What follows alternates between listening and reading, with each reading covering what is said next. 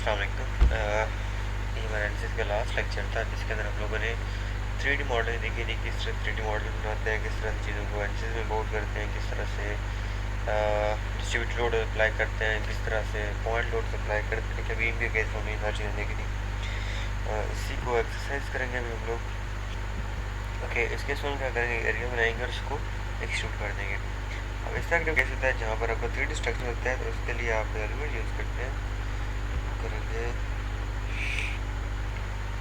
तो इसके लिए एलिमेंट यूज़ करेंगे सॉलिड में जो फर्स्ट टू हैं क्वाड 4 और 182 या 8 और 183 बेसिकली 2D एनालिसिस के लिए, जिस तरह से हम लोगों ने प्लेन स्ट्रेस ब्रैकेट के लिए किया था, जिसको हम लोगों ने इससे फ्रंट एरिया बनाया था, उसकी थिकनेस डिफाइन कर दी। जबकि नीचे हैं वो ब्रिक वगैरह, ये 3D स्ट्रक्चर के लिए जहाँ पर 3D फिजिकली आप मॉडल करते हैं यहाँ पे, ठीक है। क्वाड ब्रिक 8 नोड 185 और ब्रिक 20 नोड 186 है, ठीक है। ओके, इसमें जो 20 नोड में है उसमें एडवांटेज ये होता है, जितने ज़्यादा नोड होते हैं उतना कंप्यूटेशन टाइम हमारा कम यूटिलाइज हो रहा होता है। उसी को सिलेक्ट कर रहा हूँ। ओके, क्लियर करें, क्लोज कर दें।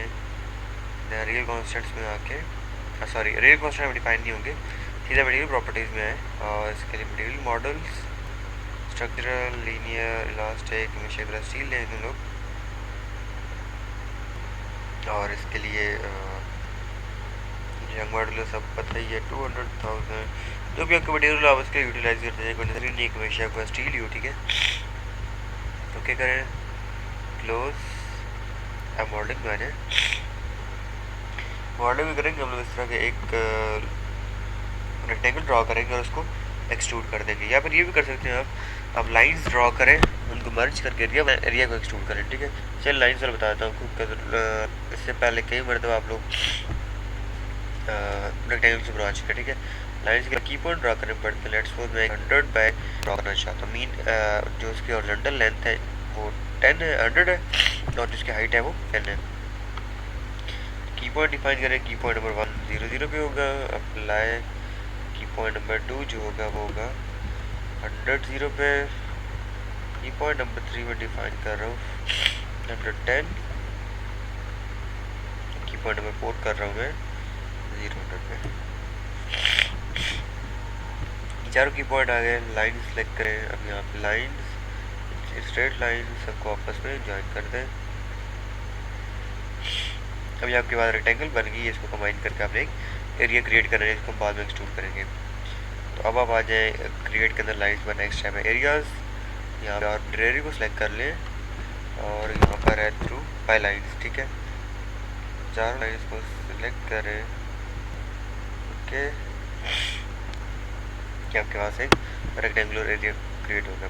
अब इसको आपने एक्सट्रूड करना है। एक्सट्रूड करके वॉल्यूम क्रिएट करना था, वॉल्यूम ऑब्जेक्ट बना सकते हैं, ठीक है। यहाँ ब्लॉक को सिलेक्ट करें by 2 corners, X Y width height depth define करें। लेट्स सपोज ये एक बीम है, 100 लेंथ है इसकी, 10 इसकी हाइट है और 20 इसकी डेप्थ है, 10 इसकी डेप्थ है, ठीक है। अब क्या करेंगे, X W P X 0 W P Y 0 जो ओरिजिन होगा, देन इसकी विड्थ 100 हाइट 10 और जो डेप्थ है वो भी 10 डिफाइन कर देगा। ओके, अब इस एरिया को मैं एक्सट्रूड कर लगा हूँ, ठीक है। एक्सट्रूड करने के लिए आएंगे ऑपरेट, देन एक्सट्रूड। अब यहाँ पर आप एरिया चूँकि आपके पास है जिसको आप एक्सट्रूड करना है, ठीक है। एरियाज के अगेंस्ट आप सेलेक्ट कर लें अलॉन्ग नॉर्मल, ठीक है। इस एरिया को सिलेक्ट करें, ओके कर दें। जब आपने डिफाइन करना है लेंथ ऑफ एक्सट्रूजन, चूँकि मैंने आपको बताया कि इसकी डेप्थ आप 10 मिलीमीटर रख लें, तो यहाँ पर लेंथ ऑफ एक्सट्रूजन में 10 मिलीमीटर डिफाइन कर देंगे, ओके करें। ये आपके पास एक 100 लेंथ और 10 क्रॉस 10 का एक मतलब 10 क्रॉस सेक्शनल इसका होगा, ठीक है। एरिया उसका बीम क्रिएट हो गया। अब इसको मैशिंग कर लें। मैशिंग में आप सेलेक्ट करें मैश टूल, एरियाज एक और एलिमेंट एज लेंथ 5 कर रहा हूँ मैं फिलहाल, ओके। इसको भी मैश कर दें आप। मैश में एरिया वॉल्यूम सेलेक्ट करना है, ओके। मैशिंग की है।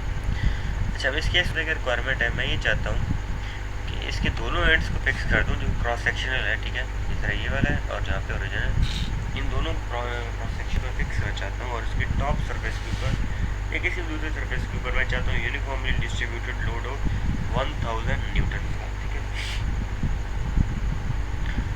क्या होगा, पहले तो आप आ जाएँ सोल्यूशन में, यहाँ पे define loads, apply, displacement areas, ठीक है। ये क्रॉस सेक्शन एरिया सेलेक्ट करें, वो क्रॉस सेक्शन एरिया सेलेक्ट करें, ओके करें और इसको ऑल डिग्री फ्रीडम करके 0 कर दें। ओके, अब इसमें क्या होगा, दोनों क्रॉस सेक्शन एरियाज जो हैं फिक्स हो जाएंगे, ठीक है। अब अगर मैं प्लॉट अच्छा फोर्स मूवमेंट में और यहाँ पे आपके पास जो हमारे जो रिक्वायरमेंट है वो ये है कि पूरी टॉप सरफेस जो है उसके ऊपर यूनिफॉर्मली डिस्ट्रीब्यूट 1000 न्यूटन लोड हो, लेकिन यहाँ पर आपके पास सरफेस एरिया या लाइज का ऑप्शन ही नहीं है, आपके पास सिर्फ नोड्स और की पॉइंट्स का ऑप्शन है। अगर आप प्लॉट में आके यहाँ पे की पॉइंट्स को प्लॉट करें, की पॉइंट्स तो टोटल 4 की पॉइंट्स हैं, एक साइड पे 4 है, दूसरी साइड पे एक की पॉइंट्स होंगे। इन पे अगर आप लोड अप्लाई करेंगे तो बेसिकली देखें ये फिक्स पोर्ट बिल्कुल ऊपर है, कोई बेंडिंग नहीं आ रही होगी। अगर आप नोड्स को सिलेक्ट करें और उनको प्लॉट करें तो आप देखेंगे कि आपका इतने सारे नोड्स हैं। अब आपको कैसे पता कि किस नोड को आपने सिलेक्ट करना है और किस नोड को नहीं सिलेक्ट करना, ठीक है। तो इसका सबसे आसान तरीका, आप सिलेक्ट की टैब में यहाँ पे सिलेक्ट करें एंटिटीज़ और जो भी चीज़ सिलेक्ट करना चाहते हैं यहाँ उसको सिलेक्ट कर लें, ठीक है। आप नोड सेलेक्ट करना चाहते हैं, इवेंट सेलेक्ट करना, कुछ भी करना चाहते हैं वो सेलेक्ट कर लें। देन बाय लोकेशन,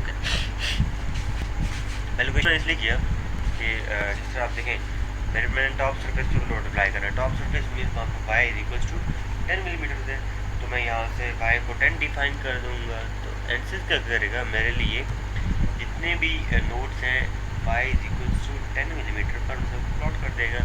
तो आप यहाँ से ओके करें, अगेन आए प्लॉट में और यहाँ से नोड सेलेक्ट कर लें।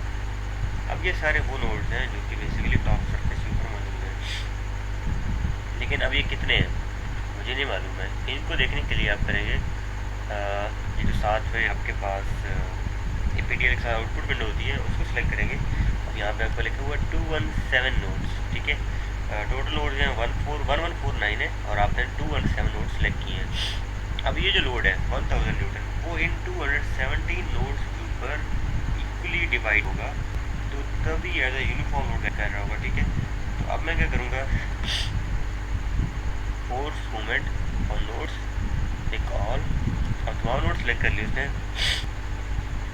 या बाई डायरेक्शन और माइनस लोड जब 1000 न्यूटन है, लेकिन अगर आप यहाँ 1000 न्यूटन करेंगे तो एंसिस क्या करेगा, हर नोड के ऊपर 1000 न्यूटन लोड अप्लाई कर, मीन 1000 लोड है आपके पास न्यूटन में और जो नोड्स हैं वो 270 नोड्स।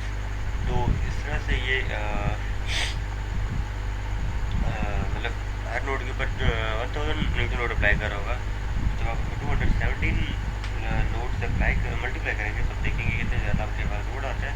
तो उस चीज़ को अवॉइड करने के लिए आप क्या करते हैं, 1000 को डिवाइड कर लेंगे 217 से, तो आपको लोड पर नोड मिल जाए। अच्छा, अगर आप ये डिवाइड करें तो आपके पास 4.608 न्यूटन था, ठीक है। तो मैं यहाँ पे लिख रहा हूँ 4.608, ये लोड मेरे पास आ रहा था 1000 को 217 से डिवाइड करने के बाद।